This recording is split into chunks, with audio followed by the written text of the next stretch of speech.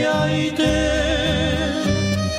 donde la noche Poyajú no tiene penas, porque se enciende un chamamé por cada estrella.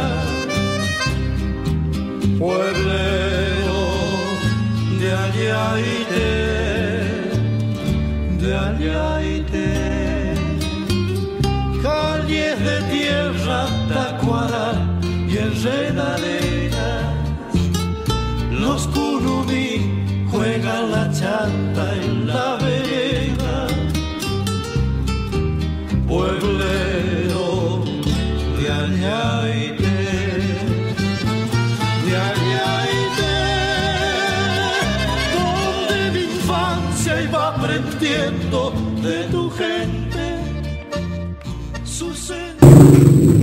Ante esta gentileza que se han venido desde Ituzaingó, Ramón del Valle y el Punumí Román, de poder dejarle algunas palabras para ustedes, aún sin conocerlos, creo que uno, conociendo simplemente el deseo de juntarse para hablar de una lengua, de una palabra, que esa palabra era el alma para nuestros guaraníes, ya sabrá que le estoy hablando con afecto.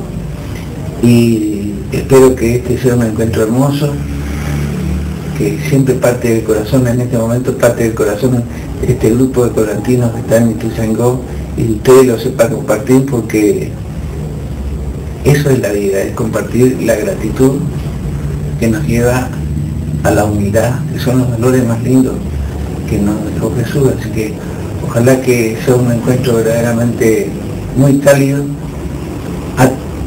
al cual contribuye la palabra guaraní, que era el alma para nuestra gente y sigue siendo indudablemente el alma para nosotros, porque es la manera de comunicarnos los sentimientos más queridos. Gracias Punumí y gracias Ramón.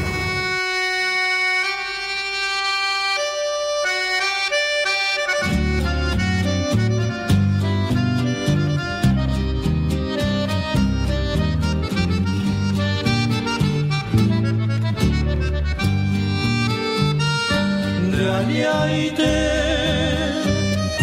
donde la noche Poyajú no tiene penas, porque se enciende un chamamé por cada estrella. Pueblero de Ayaité, de Ayaité, calles de tierra, tacuara y enredaderas, los curubí juegan la chanta en la vereda. Pueblero de Ayaité, de Ayaité, donde mi infancia iba aprendiendo de tu